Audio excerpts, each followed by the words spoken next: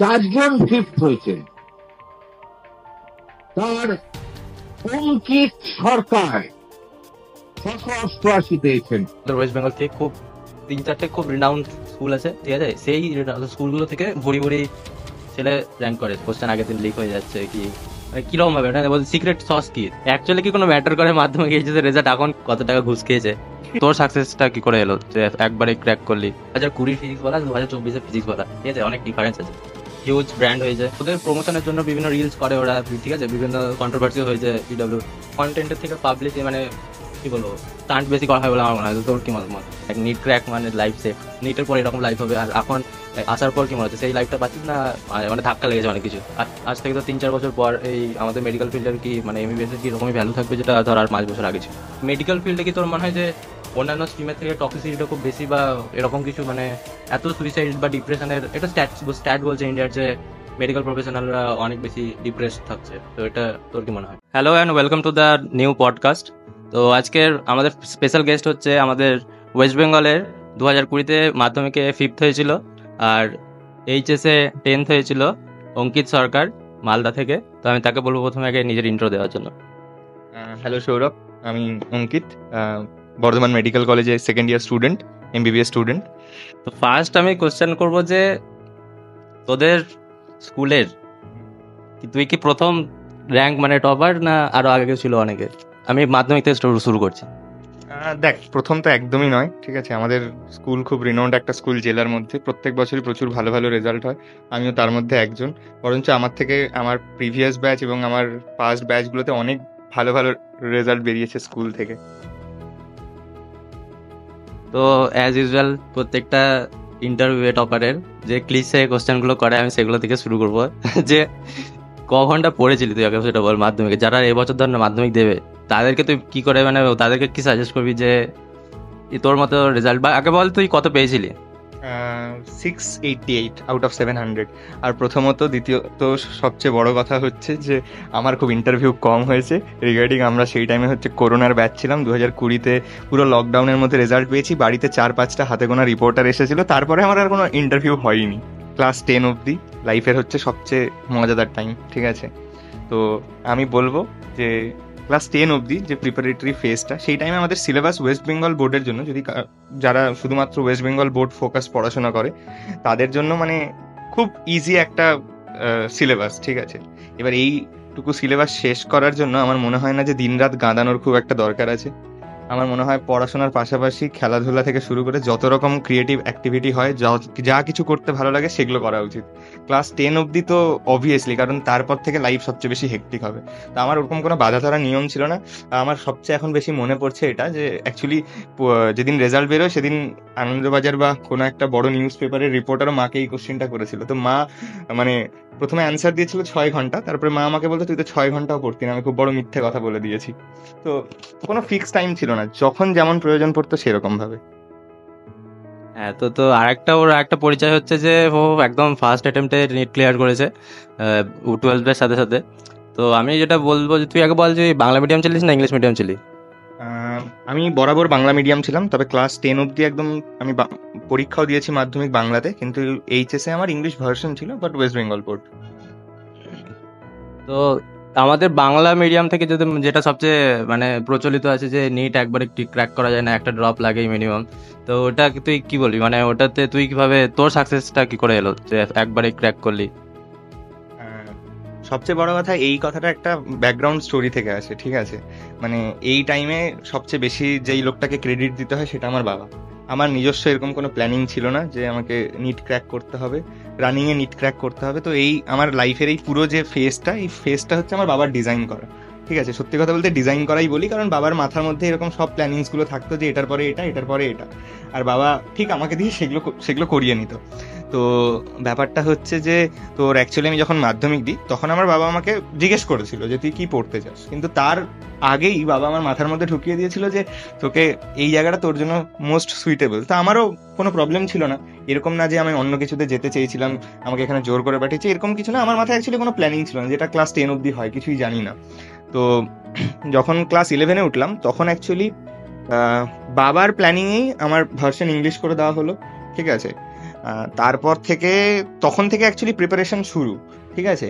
এবার বাবা আমাকে এতটুকু বলেছিল যে দেখ, তুই যদি এইচএস এর জন্য পড়িস, মানে শুধুমাত্র বোর্ড ফোকাস করে পড়িস, তাহলে তোকে আলটিমেটলি একটা কলেজে যেতে গেলে তোকে আরো বার পরে কিন্তু মানে একটা চান্সেস ফ্যাক্টর চলে আসে যে তুই পাবি কি পাবি না।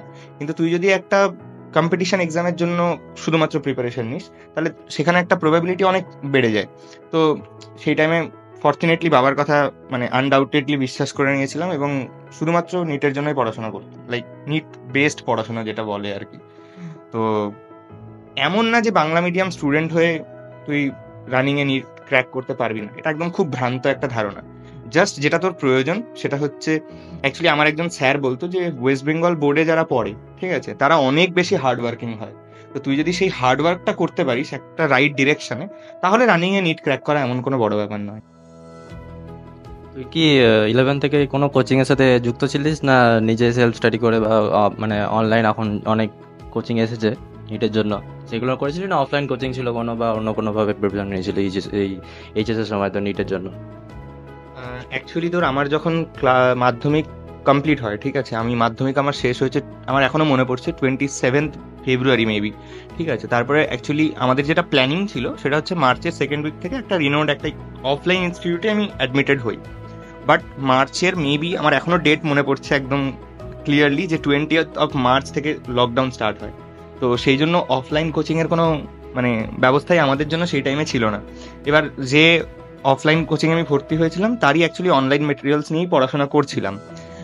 কিন্তু আফটার 7 মান্থস আমার মনে হয়েছিল প্রিপারেশনটা স্যাটিসফ্যাক্টরি হচ্ছে না, সেই জন্য অ্যাকচুয়ালি আমি সেই অফলাইন ইনস্টিটিউট ছেড়ে দিই এবং তারপরে হচ্ছে আমার প্রপার যে ভালো ভালো স্যার ম্যামরা আছে তাদের গাইডেন্স নিয়ে এবং একটা অনলাইন একটা, হ্যাঁ, স্কুলের স্যার ম্যাম, তাছাড়া তোর বাইরে অনেক স্যার ম্যাম ছিল, হ্যাঁ, তাদের গাইডেন্স নিয়ে অ্যাকচুয়ালি পড়াশোনা তখন স্টার্ট।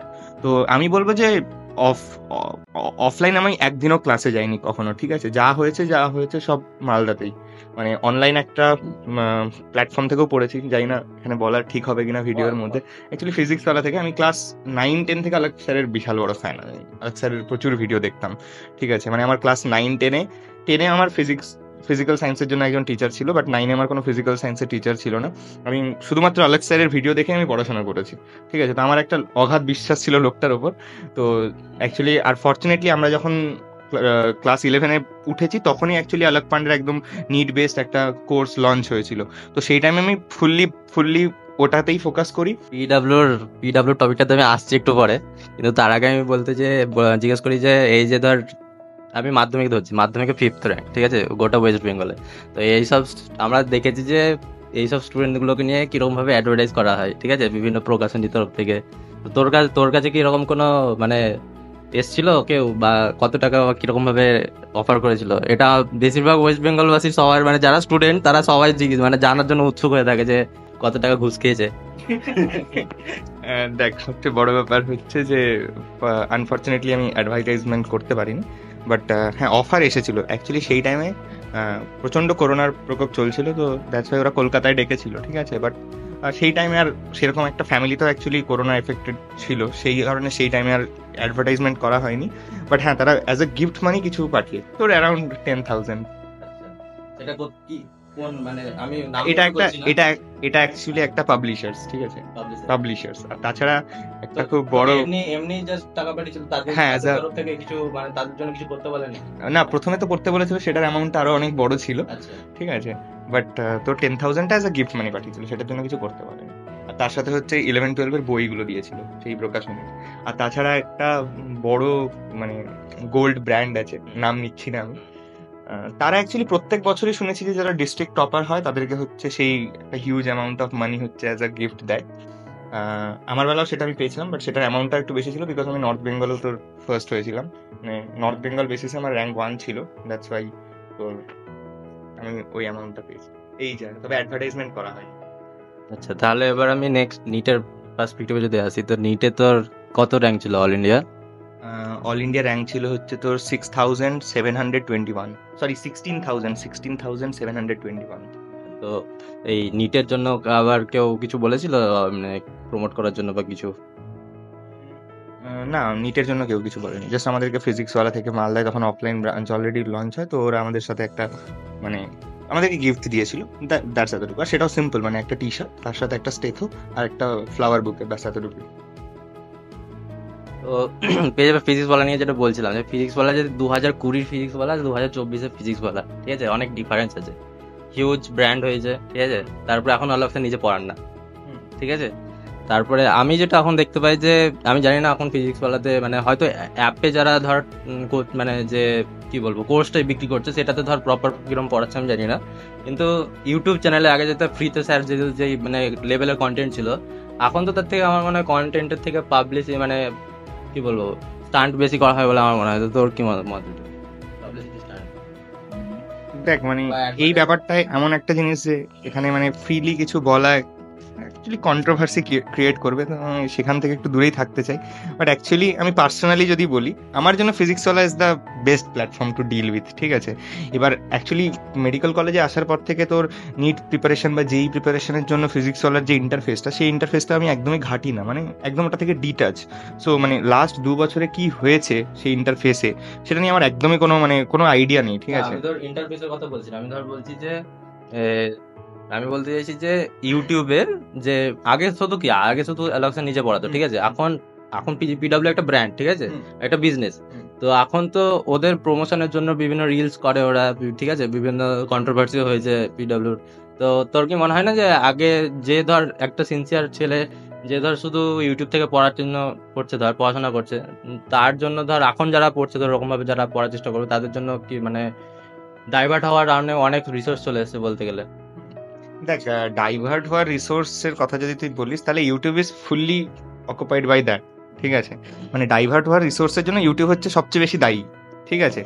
এবার সেটা যদি ফিজিক্সওয়ালা, মানে আমি জানি না কতটা করছে বা কি করছে, আমার কোনো আইডিয়া নেই, একদমই সত্যি কথা বলছি তোকে সৌরভ, একদমই আইডিয়া নেই। কিন্তু তোর ওরা যদি নাও করে, ঠিক আছে, তাও ইউটিউব এসবে ভরে আছে। তো আমার মনে হয় না যে ছেলেটা ফোকাসড হবে একটা কোনো কিছুর জন্য, ঠিক আছে, আলটিমেটলি তো আমাদেরকে একটা গভর্নমেন্ট সিট পেতে হবে, সে যেই হোক বা নিটই হোক, আমাদেরকে আলটিমেটলি একটা গভর্নমেন্ট সিট পেতে হবে। তো ওই গভর্নমেন্ট সিটের জন্য যদি কেউ ফোকাসড হয়, ঠিক আছে, তাহলে তার লাইফে যতই ডাইভার্ট আসুক না কেন, সে শুধু ইউটিউব কেন, তার পার্সোনাল লাইফেও প্রচুর ডাইভার্ট হওয়ার মতো জিনিস আছে। তো সেগুলো আমার মনে হয় না কোনো ম্যাটার করে, ঠিক আছে। বাট হ্যাঁ, মানে যদি এরকম কিছু হয়ে থাকে এখন আর কি বর্তমান কালে, তো আমার মনে হয় যে আলোক পান্ডে স্যার, মানে আমরা সত্যি কথা বলতে we are just like fans, ঠিক আছে। আমরা ওই লোকটাকে মানে সত্যি কথা বলতে আমাদের কাছে উনি হচ্ছে কি বলবো সেলিব্রিটি আর কি, ঠিক আছে, যে এই স্যার সামথিং এরকম। তো জানি না এখন কি হচ্ছে, বাট আমার মনে হয় যে এই জিনিসগুলো ট্যাকল হয়ে যাওয়া উচিত, এগুলো অ্যাকচুয়ালি এইভাবে হওয়া উচিত না। ফ্যান্স তো ধর আমরা সবাই, কারণ মানে অলোক স্যার যেটা করেছে রেভলিউশন করেছে কোচিং এ। কারণ আমি তোর আগে থেকে ধর আমি 2019 থেকে বলতে গেলে প্রিপারেশন নিয়েছি, ঠিক আছে। 2019 যখন আমি প্রথম প্রিপারেশন নিই তখন সেরকম অনলাইন ভাবে সেরকম কিছু ছিল না, ঠিক আছে। তখন নিটের প্রিপারেশন বলতে অফলাইন, আর অফলাইনে একটা কোচিং এর তোর অ্যামাউন্ট এক বছরে তোর 1.5 লাখের মিনিমাম, ঠিক আছে। তো অবভিয়াসলি সেই 1.5 লাখ অ্যামাউন্ট থেকে এখন কোথায় 5,000 টাকার মধ্যে সবকিছু হয়ে যাচ্ছে সারা, তা আবার কোয়ালিটি কন্টেন্ট। তো এটার জন্য অলোক স্যারের একটা আলাদা অবদান আছে, এটা আনডাউটেড, যে কেউ এখন কেউ ডিনাই করতে পারে না, ঠিক আছে। তো নেক্সট আমি যে কোশ্চেনটা করবো যে এখন তো ধর এমবিবিএস চলে এসেছিস, এমবিবিএস এ ঢোকার আগে অনেকের আলাদা এক্সপেকটেশন থাকে ভাই, যে এমবিবিএস মানে নিট ক্র্যাক মানে লাইফ সেট, ঠিক আছে, এটা আমাদেরকে শুনি সবাই যারা নিট দেয় তারা সবাই এটা শোনে। তো এই এমবিবিএস এ আসার পর তোর কি মনে হচ্ছে, তোর যেগুলো এক্সপেকটেশন ছিল বা যে স্বপ্নগুলো দেখেছিস যে নিটের পর এরকম লাইফ হবে, আর এখন আসার পর কি মনে হচ্ছে, সেই লাইফটা পাচ্ছিস না মানে ধাক্কা লেগেছে অনেক কিছু? দেখ, ফুললি এক্সপেকটেশনস যে ক্লিয়ার হয়েছে সেটা নয় একদমই। এবার ব্যাপারটা হচ্ছে যে মানে আমার ওরকম কিছু এক্সপেকটেশনস অ্যাকচুয়ালি ছিল না। এর পিছনে রিজনটা কি, অ্যাকচুয়ালি আমার স্কুলের অনেকজন সিনিয়র, আমার কলেজেও সিনিয়র আছে, তাছাড়া অনেক কলকাতা মেডিকেল কলেজে তোর এনআরএসে ওরা পড়ে। তো অ্যাকচুয়ালি তাদের কাছ থেকে আমার একটা বেসিক আইডিয়া ছিল যে অ্যাকচুয়ালি মেডিকেল কলেজে কি হয়, ঠিক আছে।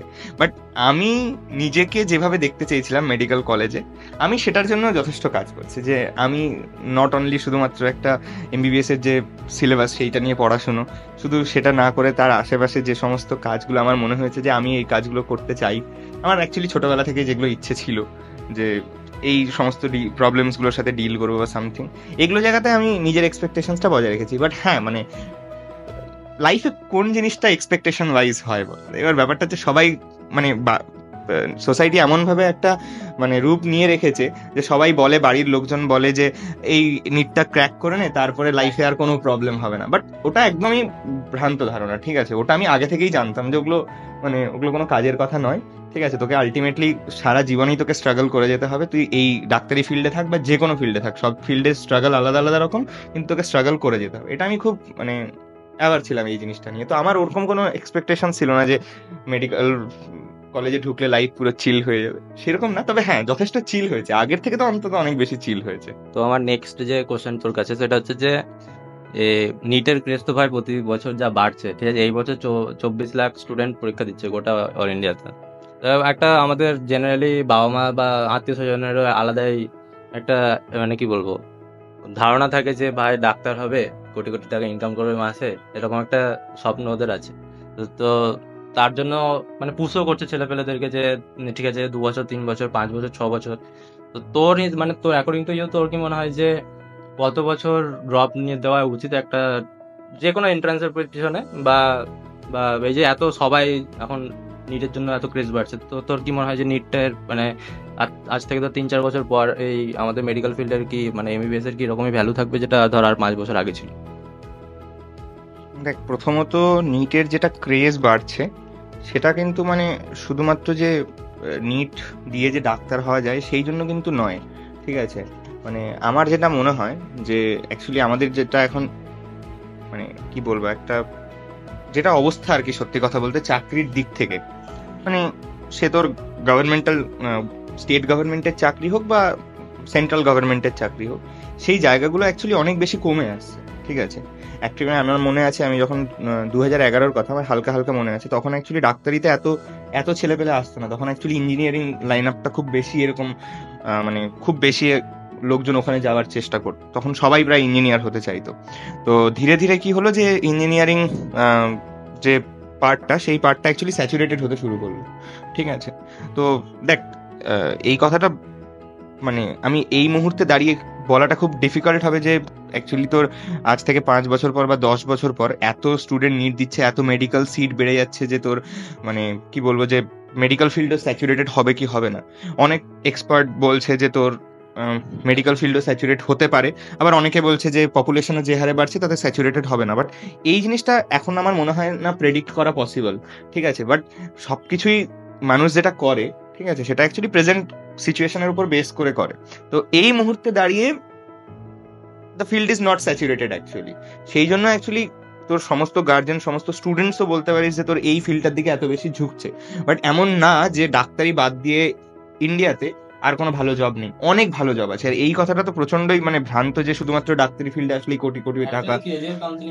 হ্যাঁ, অ্যাকচুয়ালি কেরিয়ার কাউন্সিলিং এর অভাব আছে। আর সবচেয়ে বড় যেটা অভাব সেটা হচ্ছে আমাদের এই মানে বাংলা যে বোর্ড, সেইটাতে আরো বেশি অভাব আমি লক্ষ্য করেছি। আগে তোর ওয়েস্ট বেঙ্গলের মানুষজনের একটা ফার্স্ট প্রায়োরিটি ছিল হচ্ছে তোর মানে স্কুলের টিচার হওয়া, ঠিক আছে?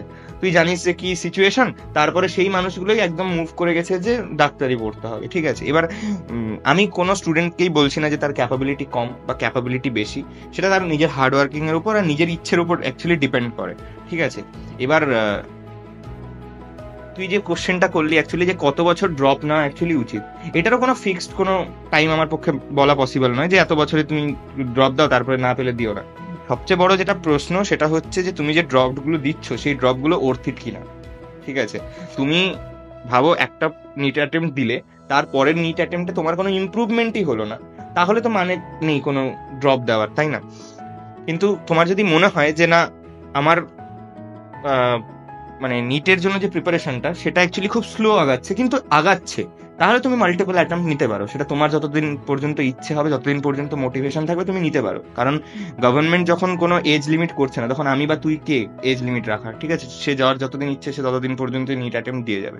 কিন্তু আমার মনে হয় যে অ্যাকচুয়ালি সবচেয়ে বেশি যেটা প্রয়োজন সেটা হচ্ছে কেরিয়ার কাউন্সিলিং। এই মুহূর্তে দাঁড়িয়ে নিটের যে ক্রেজ বাড়ছে, এই ক্রেজ বাড়াতে মানে সবচেয়ে বেশি ক্ষতিগ্রস্তও কিন্তু তোর স্টুডেন্টসরা হচ্ছে। সবাই নিটের জন্য প্রিপারেশন নিচ্ছে, এতগুলো চাকরি পড়ে আছে, ঠিক আছে? চাকরি নেই কথাটা বলাও ভুল, এতগুলো চাকরি আছে, এতগুলো ভালো সুযোগ সুবিধা আছে, কিন্তু সেইগুলোর দিকে মানুষের অ্যাওয়ারনেস অনেক কম। তো কেরিয়ার কাউন্সিলিং ইজ দ্য মানে most required thing right now. আমরা বেশিরভাগ দেখি যে মাধ্যমিক বা এইচএসে, ঠিক আছে, আমাদের ওয়েস্ট বেঙ্গল থেকে খুব 3-4টে খুব রিনাউন্ড স্কুল আছে, ঠিক আছে, সেই স্কুলগুলো থেকে ভরি ভরি ছেলে র্যাঙ্ক করে। তো এটার অনেকে জিজ্ঞেস করে যে মানে অনেকের মনে কৌতূহল হয় বা সন্দেহ হয়, অনেক অনেক শোনাও যায় কি লিক হয় বা কোনো মানে কোশ্চেন আগের দিন লিক হয়ে যাচ্ছে কি, মানে কিরকম ভাবে সিক্রেট সস কি যে এত প্রতি বছর একই ইনস্টিটিউট থেকে মানে তোর কি বলবো স্ট্যান্ড করছে। দেখ এই কথাটা মানে কথাটা পুরোপুরি সত্যি নয়, ঠিক আছে, যে প্রত্যেক বছরই প্রায় একই স্কুল থেকে র্যাঙ্ক করে। এতগুলো স্কুল আছে, ভালো ভালো স্কুল আছে। অ্যাকচুয়ালি সবচেয়ে বেশি যেটা মানে ম্যাটার করে স্কুল লাইফ অবধি, বিশেষ করে মাধ্যমিক অবধি, সেটা হচ্ছে যে মাধ্যমিক অবধি এখনো পর্যন্ত যেটা আছে সেটা খুব ভালো জিনিস, সেটা হচ্ছে স্টুডেন্টসরা অ্যাকচুয়ালি স্কুলের টিচারদের উপর ডিপেন্ডেন্ট, ঠিক আছে। মাধ্যমিক অবধি জিনিসটা এখনো পর্যন্ত তাই, যে স্টুডেন্টসরা কাদের উপর ডিপেন্ডেন্ট, তাদের নিজেদের স্কুল টিচার্সদের উপর ডিপেন্ডেন্ট। এবার আমার মনে হয় সৌরভ সবচেয়ে বড় যেটা, যে প্রত্যেকটা exam rather than it is মাধ্যমিক হোক, উচ্চ মাধ্যমিক হোক, নিট হোক, জেই অ্যাডভান্স হোক বা ইউপিএসসি হোক, প্রত্যেকটা এক্সামকে ক্র্যাক করার জন্য একটা পার্টিকুলার ওয়ে থাকে, ঠিক আছে। কেউ যদি সেই ওয়েটা খুব ভালো করে বুঝে যায় তাহলে তার পক্ষে আর সেই পরীক্ষাটা ক্র্যাক করা খুব একটা ডিফিকাল্ট কখনোই হয় না। তো অ্যাকচুয়ালি যে স্কুলগুলোতে তোর আলটিমেটলি একটা ভালো রেজাল্ট বেরোচ্ছে, ঠিক আছে, সেই টিচাররা অলরেডি বুঝে যায় যে এই পরীক্ষাটাতে আমি কিরকম ভাবে পড়ালে বা কিরকম ভাবে একটা স্টুডেন্ট অ্যাপ্রোচ করলে, ঠিক আছে, যে তার এরকম একটা রেজাল্ট আসবেই 100% গ্যারান্টি কোনোদিনও হয় না, অবভিয়াসলি কোনোদিনও দেওয়া পসিবল নয়, বাট হ্যাঁ মেজরিটি ক্ষেত্রে প্রবাবিলিটি অনেক বেড়ে যায়। আমি নিজের ক্ষেত্রেই বলছি, আমি যখন ক্লাস 10-এ পড়ি, ঠিক আছে, আমাকে একজন স্যার বলেছিল, ঠিক আছে, তিনি আমার বেঙ্গলি টিচার ছিলেন, স্কুল টিচার, ঠিক আছে, আমার স্কুলের স্যার বলেছিল যে দেখ বাবু, যদি তুই মাধ্যমিকে র্যাঙ্ক করতে চাস, তুই তো জানিস বাড়িতে বাড়িতে সব জায়গায় মাধ্যমিকের বিশাল বড় ক্রেজ থাকে আমাদের এই দিকগুলোতে, বিশেষ করে কলকাতা বাদ দিয়ে যে পেরিফেরাল ডিস্ট্রিক্টস গুলো আছে সেগুলোতে। তো তুমি যদি মাধ্যমিকে র্যাঙ্ক করতে চাও তাহলে কিন্তু শুধু সায়েন্সের সাবজেক্টগুলো না, সায়েন্সের সাবজেক্টে খুব ইজিলি হচ্ছে মানে কাছাকাছি মার্কস উঠে যায় 100-এর কাছাকাছি, কিন্তু তোমাকে আর্টসের সাবজেক্টগুলোতে হচ্ছে খুব ভালো করে ফোকাস করতে হবে প্রত্যেকটা সাবজেক্টের জন্য, ঠিক আছে।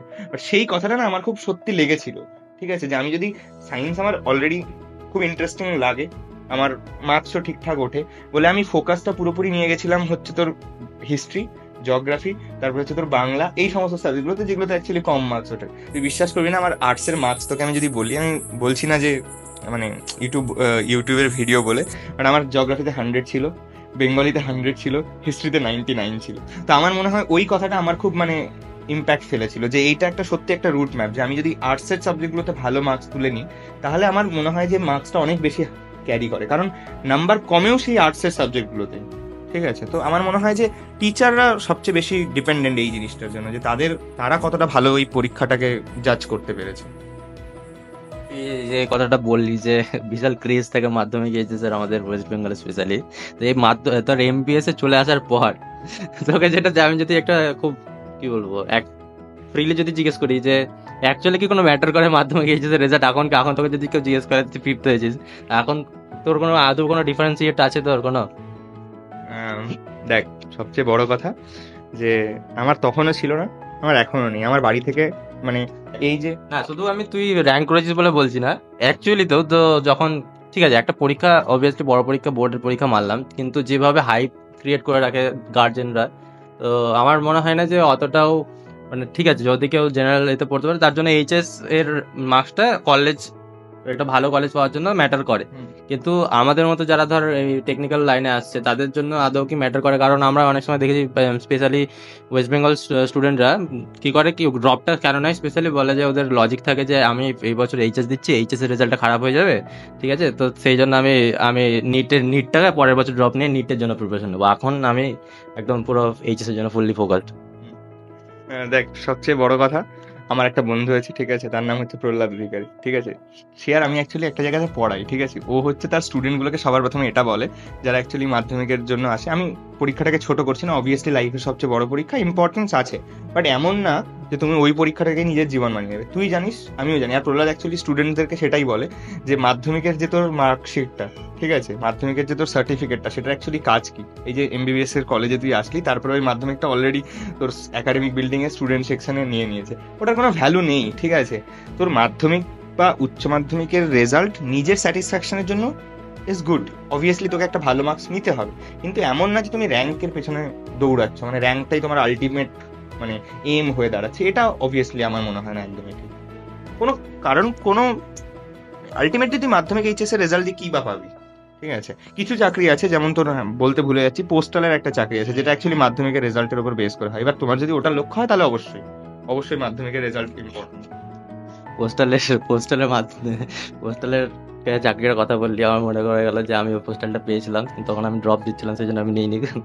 কিন্তু এখন আমি রিগ্রেট করি যে তখন যখন ড্রপ দিচ্ছিলাম তখন যদি পোস্টালের চাকরিটা নিতাম, তাহলে হয়তো তখন হয়তো ফ্যামিলি স্টেবিলিটি একটু হতো আমার, কারণ ওটাতে অনেক কিছু ওয়ে বের করা যায় ওটার জন্য।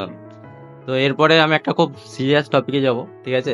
এতক্ষণ অনেক মানে লাইট ইয়েতে ছিল, একটা খুব সিরিয়াস টপিকে যাব, যে আমাদের এমবিবিএস লাইফের যে এখন যে প্রতিদিন, এই আমি রিসেন্টলি 2 দিন আগে একটা খবর শুনলাম যে গোটাতে একজন সুইসাইড করেছে, এরকম মানে স্টুডেন্ট সুইসাইড তো দিন দিন বাড়ছে, ঠিক আছে? সেটা শুধু কোটা বলে নয়, গোটা অল ইন্ডিয়াতে বাড়ছে, স্পেশালি নিট, হ্যাঁ বিশেষ করে মেডিকেল কলেজগুলো, মেডিকেল কলেজে। তারপর শুধু ইউজি স্টুডেন্ট মানে যারা নিট অ্যাসপিরেন্ট তারাই নয়, নিট পিজির জন্য তারা দেখছি যে মানে মানে এমবিএস হয়ে গেছে, যারা তোর পিজি রেসিডেন্ট তারাও দেখছি সুইসাইড করছে। তো এই মেডিকেল ফিল্ডে কি তোর মনে হয় যে অন্যান্য স্ট্রিমের থেকে টক্সিসিটিটা খুব বেশি, বা এরকম কিছু মানে এত সুইসাইড বা ডিপ্রেশনের, এটা স্ট্যাট বলছে ইন্ডিয়ার যে মেডিকেল প্রফেশনালরা অনেক বেশি ডিপ্রেস থাকছে, তো এটা তোর কি মনে হয়? দেখ, এটা নিয়ে অ্যাকচুয়ালি সত্যি কথা বলতে এটা নিয়ে আমার বলার ইচ্ছে ছিল প্রথম থেকে, ঠিক আছে? আমার সবচেয়ে এটার জন্য দায়ী আমার মনে হয় সেটা হচ্ছে নিট দেওয়ার আগের, আমি তোকে একটা একটু ডিটেলস বলি, অ্যাকচুয়ালি বলতে চাই, এটা একটা সিরিয়াস টপিক। সেটা হচ্ছে যে নিট ক্র্যাক করার আগে যখন আমরা নিটের প্রিপারেশন ফেজে থাকি, তখন এই সোশ্যাল মিডিয়া ধর, ইউটিউব ধর, বা অনেক, সত্যি কথা বলতে অনেক ডাক্তারই একটা এমন এমন ভিডিও আপলোড করে, এমন এমন একটা হাইপ ক্রিয়েট করে রেখেছে, বাড়ির গার্জেনরা থেকে শুরু করে সবাই, যে তুমি নিটটা দাও, মেডিকেল কলেজে যাও, তারপর একটা অন্যই লাইফ, ঠিক আছে? অ্যাকচুয়ালি আমি যে বন্ধুটার কথা বললাম, আমরা একটা জায়গায় পড়াই, ঠিক আছে? তো সেখানে একটা ক্লাস 8-এর স্টুডেন্টকে আমরা জিজ্ঞেস করেছিলাম যে তুই লাইফে কি হতে চাস? তো সে বললো আমরা ডক্টর হতে চাই। ঠিক আছে, কেন ডাক্তার হতে চাস? কারণ আমি হচ্ছে হসপিটালে গিয়ে আমি মনে করি যে পেশেন্ট পার্টির সাথে, ঠিক আছে, ট্রিটমেন্টের থেকেও যেটা বেশি প্রয়োজন সেটা হচ্ছে যে কমিউনিকেশন, ঠিক আছে? সেই কমিউনিকেশনটা আমি যদি খুব ভালো করি তাহলে হচ্ছে সেই পেশেন্ট অনেক বেশি মানে ফিল ফ্রি হবে, তার রোগ সারার প্রবণতা অনেক বেশি বেড়ে যাবে। দেখ, এতটুকু বাচ্চা এতটুকু বুঝতে পেরেছে, ঠিক আছে, ক্লাস 8-এ পড়ে রীতিমতো। এই যে একটা এক্সপেকটেশনস ক্রিয়েট হচ্ছে রিগার্ডিং দ্য মেডিকেল ফিল্ড, ঠিক আছে, এই এক্সপেকটেশনসটা যখনই সে মেডিকেল ক্র্যাক করে একটা নিট ক্র্যাক করে একটা এমবিবিএস পড়তে একটা কলেজে ঢুকলো, আমার মনে হয় যে সেই টাইম থেকেও সবচেয়ে বেশি রিয়ালিটিটা দেখতে পায়। আর যে সমস্ত স্টুডেন্টরা সেই আগের এক্সপেকটেশনস এর সঙ্গে এই যে রিয়ালিটিটাকে এটাকে ম্যাচ করাতে পারে না, তখন থেকে সবচেয়ে বেশি ডিপ্রেশনটা স্টার্ট হয়।